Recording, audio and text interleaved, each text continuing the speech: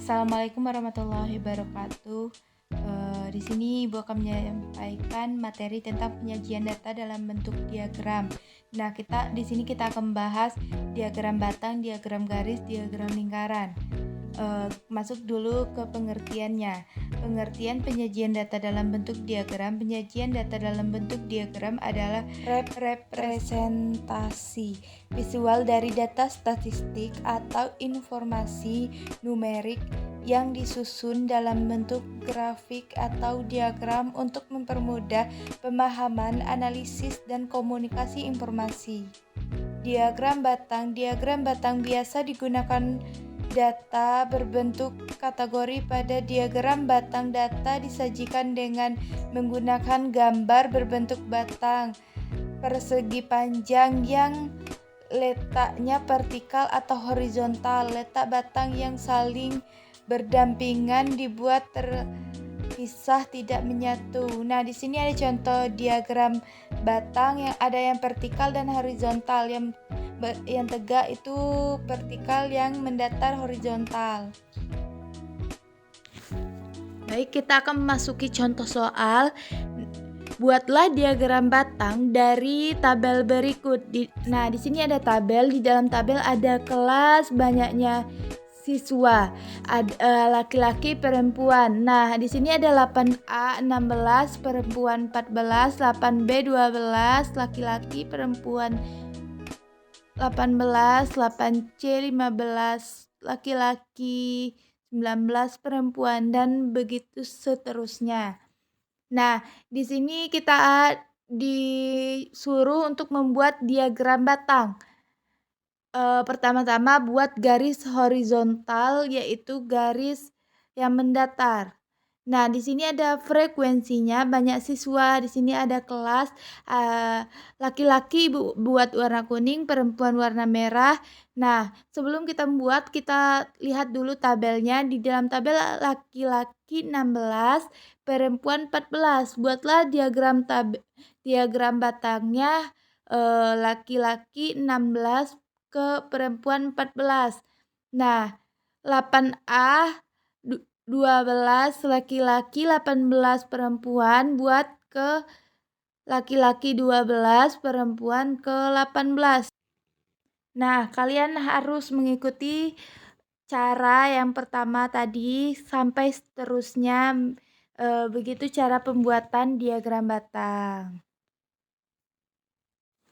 Kita lanjut ke diagram garis. Diagram garis bisa digunakan untuk menyajikan data yang berkesinambungan atau data yang diperoleh dari waktu ke waktu secara berkala, terdiri dengan interval waktu tertentu.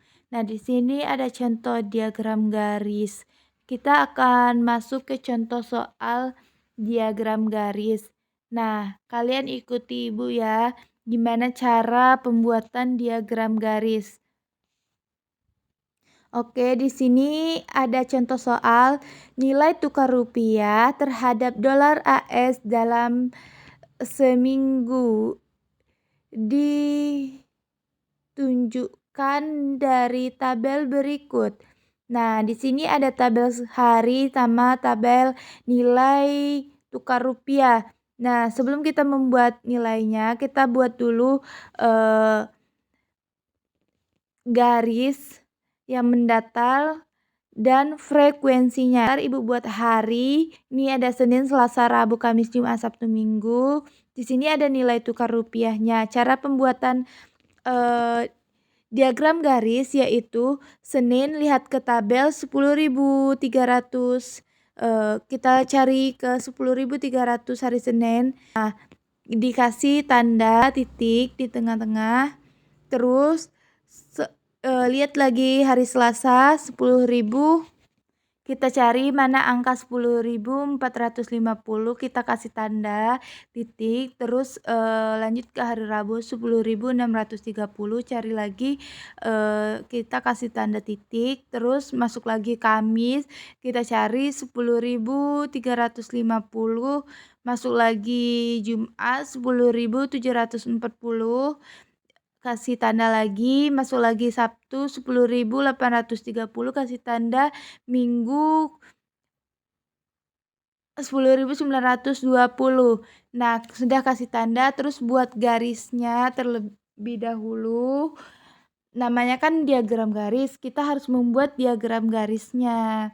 Nah, ada naik, turun, nilai tukar rupiahnya. Sampai sini gimana anak-anak, sudah paham kan? Oke, Ibu lanjut ke materi berikutnya yaitu diagram lingkaran. Diagram lingkaran biasa digunakan untuk menunjukkan data yang menunjukkan pembandingan data terhadap keseluruhan. Nah, di sini ada contoh diagram lingkaran.